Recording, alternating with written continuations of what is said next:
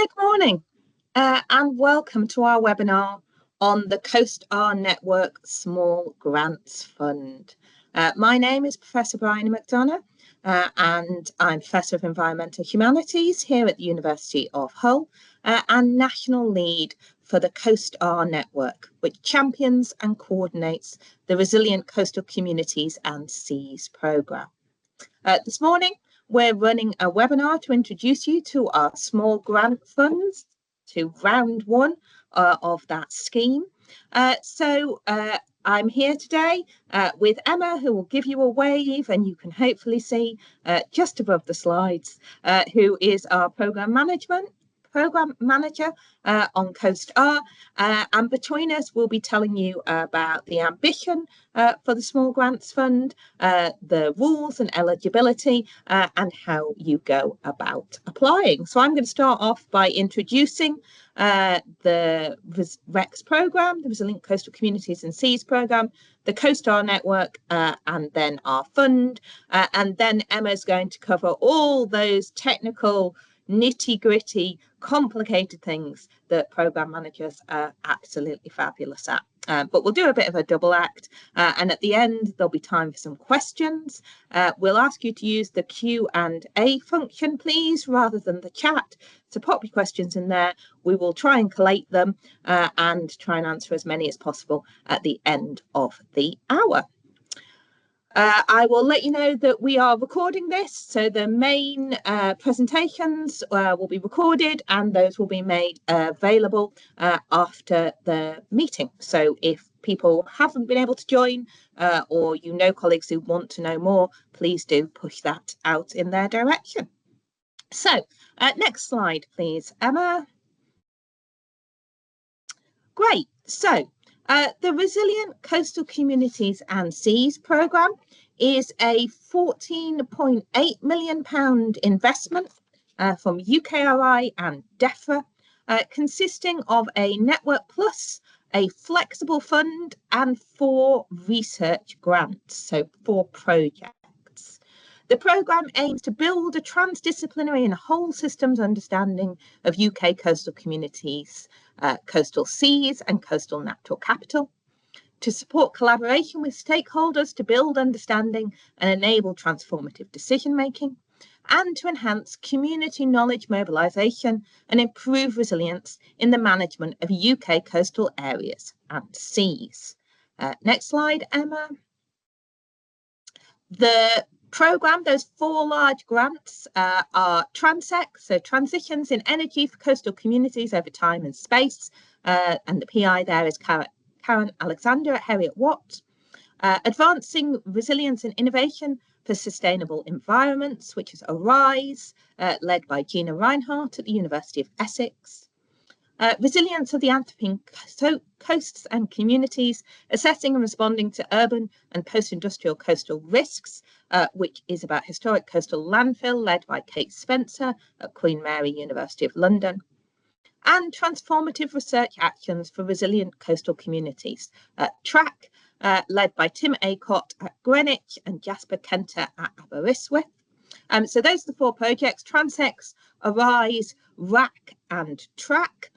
So mental note to everybody coming up with an acronym for their project: you need some variety. Do not call something CRAC, which is too confusing to us. So go with some diversity in your acronyms, please, people, as you're bidding. Those are the 4 large projects. And then COAST-R, next slide, please, Emma. COAST-R is the overarching superstructure supporting the programme, but it's much more than that too. So it's an inclusive and action-driven community of practice working to build knowledge, action and resilience for UK coastal communities and seas. COAST-R champions research and knowledge exchange across the REX programme and beyond. It directs the Flexible Fund, which we'll hear more about a little bit later, and it seeks to scale and embed place-based interventions into policy and practice. And in doing all that, it will be delivering a step change in UK coastal resilience. Now, you know about the webinar, so hopefully you're all signed up already. But if not, please do join our mailing list via ukcoastalresilience.org or dropping the very lovely Emma a line, who will get you signed up and ensure that you're getting our newsletters, notifications about our webinars and events, and information about further funding. So next slide. Our objectives on the programme are fivefold. So across the 4.5 years of the programme, we'll be sharing learnings and good practice across sectors and disciplines so as to build UK coastal and marine resilience. We'll be co-designing and hosting events, training and mentoring to improve partnership working and nurture the next generation of resilience champions. We're working in partnership with coastal communities and partners to identify and respond to priority needs using our flexible fund. We're collating key insights, case studies and resources through our website, policy briefs, foresight documents, conferences and practitioner events. And hopefully some of the 99 people in the room now have been along to some of our events. And finally, we'll be building ongoing practitioner and community-led evaluation and reflection on the activities of the Network Plus and funded projects, and thereby shaping future learning, legacy and funding opportunities. We've also got 3 cross-cutting themes that run through the programme's activities. So they are people, places and participation, living with coastal uncertainties, and working together at interfaces. And you'll see those themes coming up through our events, through our outputs, and we would also expect those to inform the projects that we fund. Next slide, Emma. So as many of you will know, we launched the CoStar programme and the REX programme in Hull last November. We have had a hugely busy and productive first year since then. So this includes launching the website, blogs, newsletters and webinar series. We delivered our first specialist training workshop. We've held practitioner and community workshops, run hands-on activities. We've been running our collaborative coastal inquiry. We run workshops at places like Flood and Coast. Next week, we're at the Coastal Partnerships Network annual forum in Liverpool. And I have had more meetings than I ever thought it was possible to have in a year. We've also contributed evidence to government, appeared before select committees, and are just about to launch our Year 1 report, which is reporting on the programme and particularly addressing the issues around coastal change and transition. My personal highlights in Year 1 have been the positivity and goodwill at our launch event, and the hugely nurturing experience that was the Aberystwyth Dialogues training workshop back in March 2025. Last month, we were at the University of Glasgow to launch Year 2 of the programme, and there's lots of exciting stuff to come this year. And then next summer, we'll be in Liverpool to launch Year 3. Next slide. Because we're good social scientists, we've also been really interested in how the network has grown, who's involved, and the difference that being involved has made to people and projects. So our co-lead, Kate Smith, has been busily collecting both quantitative and qualitative data on the number of engagements we've driven, and kind of those more qualitative materials have been used to try and assess the transformative impact of being involved. Here's a sneak peek at our Year 1 evaluation report, or some statistics from it. Those numbers have grown. We pulled these together end of August for our Year 2 forum. Those numbers have grown again. So lots of people are involved, which is really fabulous. Lots of people on the call today. Congratulations to the 100th person that just joined at that moment as I said that.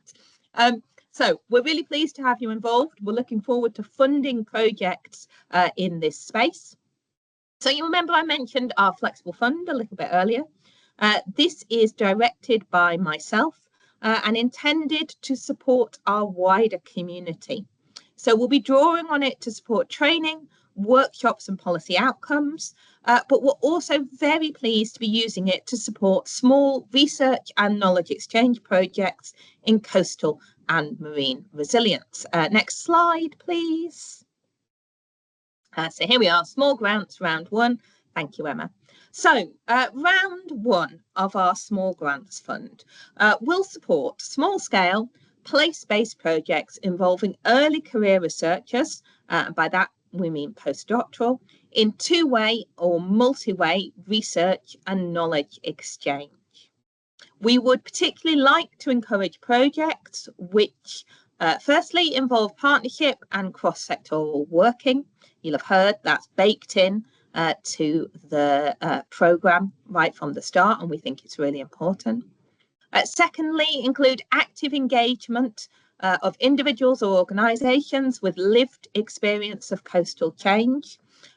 Coastal change can be broadly interpreted here as can lived experience. So that might be practitioners, but it might also be communities living in places experiencing coastal change.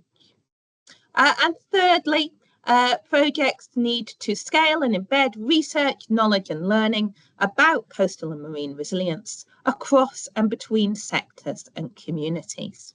So we're going to encourage work in that area. Your project doesn't need to do all three of those things, but we would like to see some of that in there. Next slide, please. So in terms of what the projects might do. So projects may include activities which generate new learning, data, approaches or resources, make existing research findings accessible to new and more diverse audiences, so that idea of knowledge mobilisation, or inform policy and enable transformative decision making at the community level. Next slide, please. So for this round, we're focused on early career researchers, and we've also identified 6 priority activity areas. So your project needs to deliver against at least one or at most 2 of these things. So those 6 priority areas are about translating knowledge or making research findings accessible to new audiences, including practitioners, policymakers or researchers. Secondly, it might be about collating or scaling up learning across regions, across the devolved nations of the UK, or across sectors. You might be developing new toolkits and approaches, including for delivering community engagement at scale.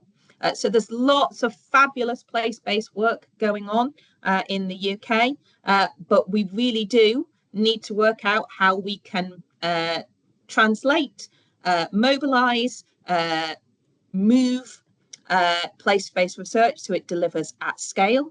So there's a call out there. Your work might foster the exchange of ideas and approaches between coastal communities at risk. You might be developing improved evaluation and monitoring of existing projects. Or we're also really interested in projects that foster skills for inclusive resilience, including amplifying least heard voices. So those are the 6 kind of areas that we're interested in research. Importantly, those areas, those priority areas, have come out of year 1 of the programme. So we didn't just pull this out of nowhere. We had lots and lots of conversations. We've run our collaborative inquiry. We workshopped ideas for this fund, and this is what our community, this is what you on this call told us you thought were the priorities for small projects. So this is going to shape round 1 of the scheme. We will, as always, through the programme, evaluate that, look at what's working, and come back with round 2, which is intended to focus on voluntary community sector organisations. So this one is about early career researchers within research eligible organisations. The next will be focused on voluntary and community sector organisations. Next slide, and I think I'm handing over to you, Emma. Okie doke. Thanks very much, Bryony. Thanks. Thank you. Thanks, Bryony, and thanks everybody for joining us today. It's lovely to see so many people here. I'm just taking over on the slide that talks about the funding pathways that we have available and grant size. So we actually have two funding pathways available, two different kind of size and scale of grants that you can apply for. The first, which is starter funds, is smaller, and that will offer a grant value of up to of a minimum of £5,000 and up to a maximum of £7,500. It's designed to be inclusive of smaller grassroots level activities, which are focused on developing ideas, building experience, and enhancing the production and exchange of learning.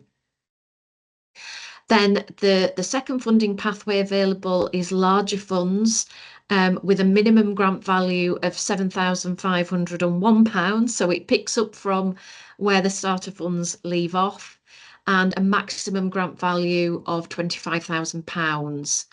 And that's designed to develop more established ideas and approaches in greater depth. So things that are already known about, established, have perhaps worked well elsewhere, giving you the opportunity to develop them in greater depth.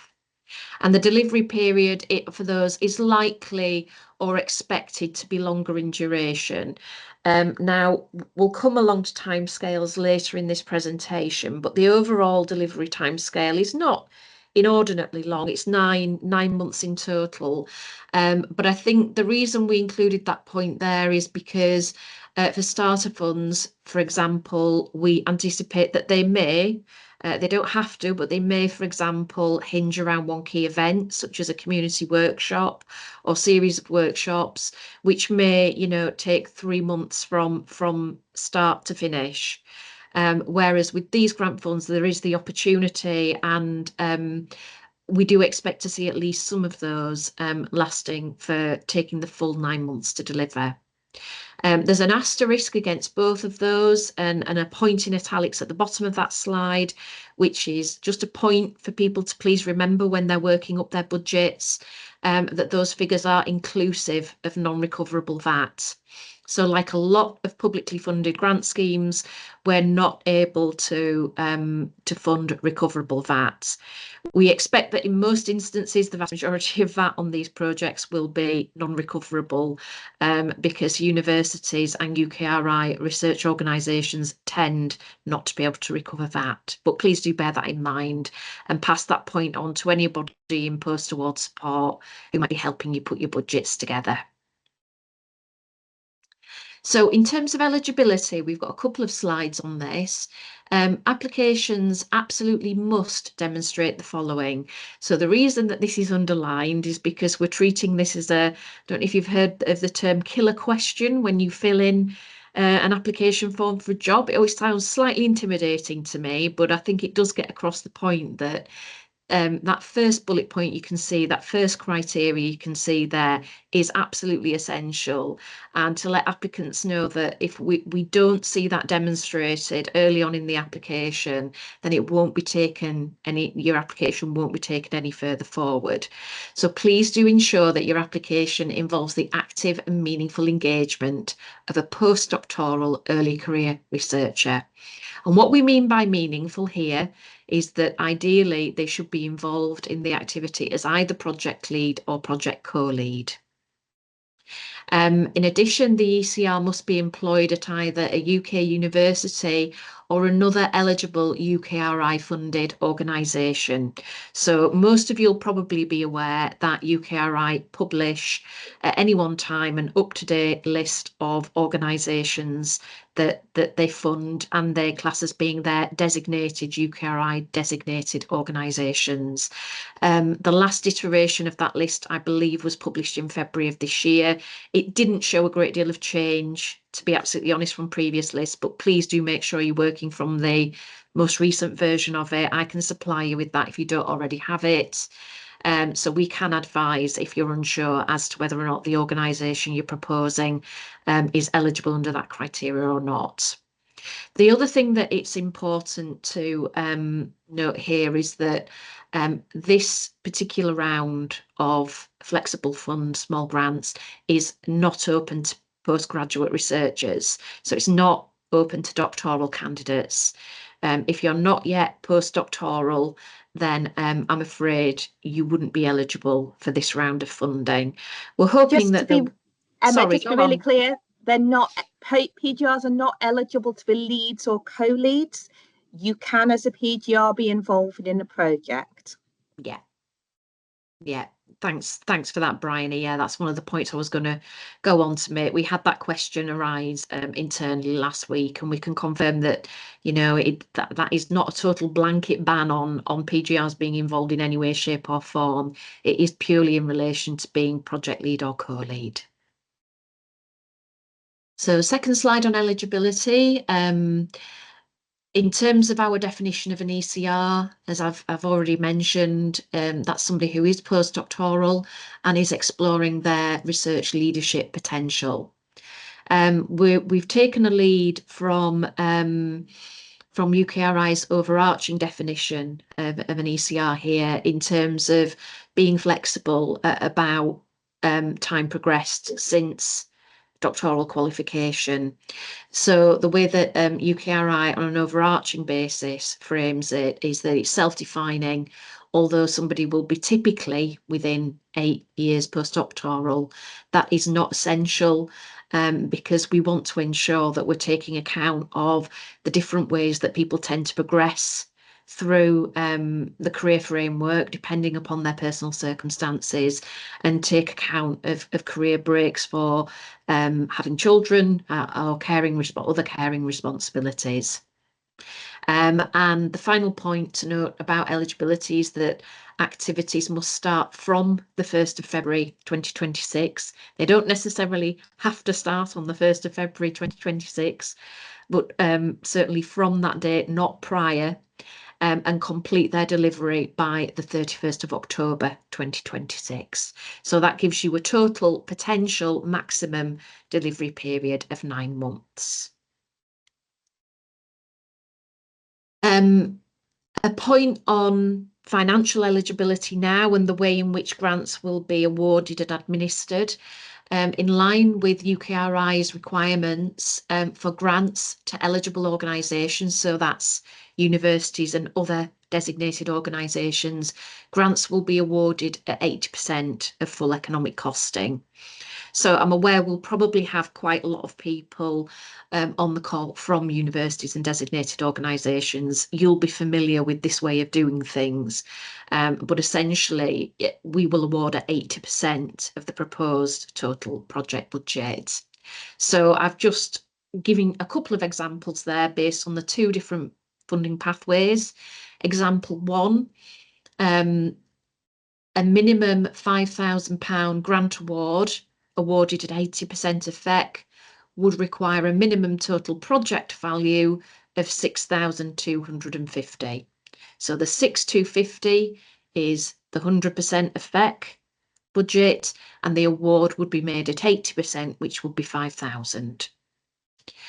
For the larger grants, the maximum £25,000 grant award would require a total project budget value of 31,250, with 31,250 being the 100% of FEC and the 25,000 being 80% of FEC. So hopefully, for those not familiar with the 80-100 FEC rule, that's a good illustration of how it works. So in terms of examples of eligible costs, this is not an exclusive list, but this is just to give you some examples of the kind of costs that would be eligible under the scheme. So we have workshops, activities and events. We have travel and subsistence costs for workshops and events, the cost of organising activities, materials and small scale equipment directly connected with delivery, the expenses for community participants, staff costs required for specific elements of running the project. So, for example, admin costs, which are directly and demonstrably connected with actually putting activities on, training costs, directly allocated staffing costs associated with the employment of the ECR. And just to make clear, there's no limit within the budget as to costs associated with that. We're not placing a limit on the amount that could fund DA, directly allocated costs to employ the ECR. But the reason that that point is underlined is because in terms of other directly allocated staffing, overhead, estate and indirect costs, we are limiting those to 20% of the total grant requested. The reason for doing that is because those of you, again, who are familiar with budgets and project costings for research grants will be aware that the overheads and indirects, in particular for universities and probably other designated organisations, run pretty high. And the danger was otherwise that we would end up with a situation where most of our flexible fund small grants were actually just being consumed by overheads and indirects, and we had very little activity actually taking place. So in terms of exclusions, the following costs are not eligible. And again, those of you who are familiar with UKRI rules will be used to seeing this list, perhaps with one exception. You'll be used to seeing this list. So in terms of an eligible expenditure, that includes costs incurred prior to the date of grant approval. So please don't be trying to include or claim anything that's been incurred prior to the 1st of February 2026. Pre-existing activities or ongoing operations, we want to see clear additionality here, rather than funding for things that would have happened anyway and were already ongoing. Ineligible costs also include costs which are already subject to a grant or finance for from another source. A lot of you will probably already know that is termed double funding. We're not allowed to refinance, as it were, something that's already financed from elsewhere. Because of the stipulation that we've placed on this round, that PGR students, that doctoral candidates are not eligible, PhD stipends and fees are not eligible under this round. And then the following two, the final two, religious and party political activity and alcohol, are fairly standard throughout most public sector grants, actually, but including UKRI grants.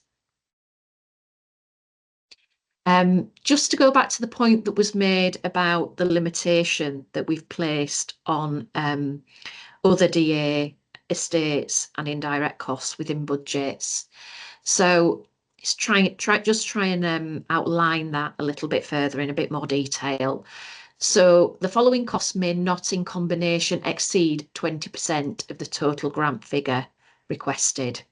So DA staffing costs which are not directly related to the employment, and by employment we mean salary and employer on costs, so that's employer pension and NI of the ECR in question. Directly allocated overhead costs, directly allocated indirects. So those three, the points outlined, the three budget categories and headings in those three bullet points may not in combination exceed 20% of the total grant that you're asking for from us. Just to mention again, where they are DA employment costs directly related to the ECR that the project is focused on, there is no limit to that because that is the intended focus of the project. But those other categories of DA spend must not in combination exceed 20%. So just to give you a couple of worked up examples of that, so you know exactly, I know the 80-20 rule is confusing enough without adding other stipulations to it. So a couple of worked examples to give you an idea of what we mean in figures. So example one is a smaller funds application where the total budget at 100% of FEC is 6,250. The amount of grants sought and awarded by the Small Grants Fund at 80% of FEC would be £5,000, and the maximum grant awarded for other directly allocated and indirects not related to the ECR would be £1,000. That would be limited to £1,000 because that is 20% of the £5,000 grant award. The second example, which is a larger funds application and award, a project where total budget at 100% of FEC is £31,250.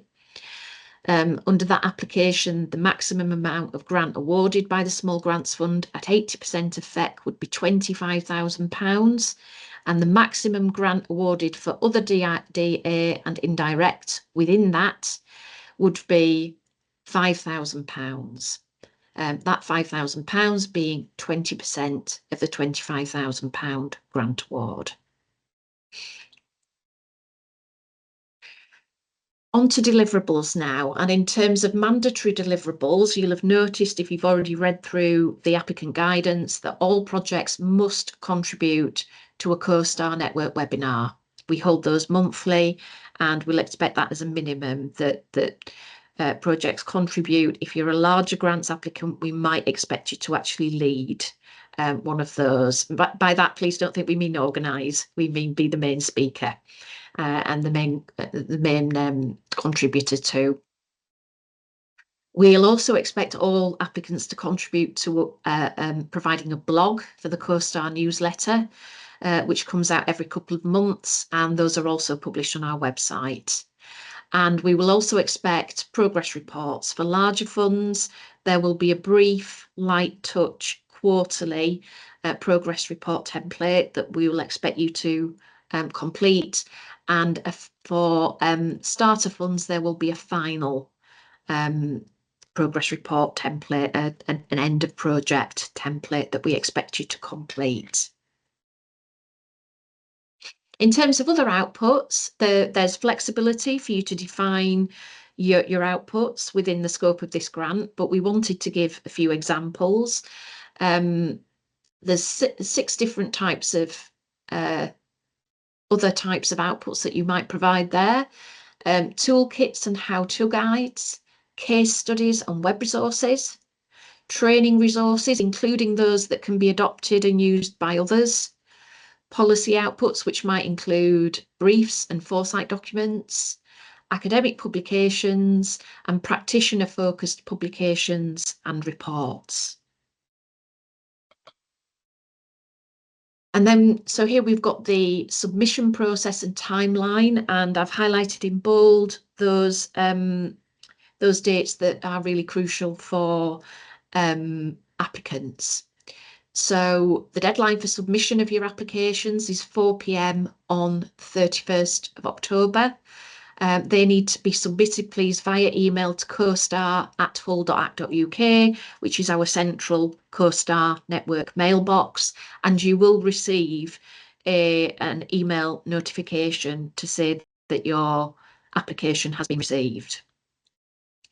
The reviewing process will then take place between the 1st and the 21st of November. We have a reviewing panel, a multi-sectoral reviewing panel set up, which will be reviewing those applications.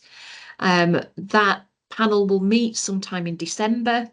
The date isn't fixed yet because we're trying to coordinate a lot of different diaries, but I hope to get that nailed down soon, and certainly it will have met by the Christmas break at the very latest. And we then hope to get decisions out to applicants on Tuesday, the 23rd of December. Project contracts will then be drafted and sent out to grant recipients by the 23rd of January next year, and projects will start their delivery from the 1st of February 2026. Projects must complete practical delivery by the 31st of October, and projects will complete their monitoring and evaluation reporting by the 30th of November 2026.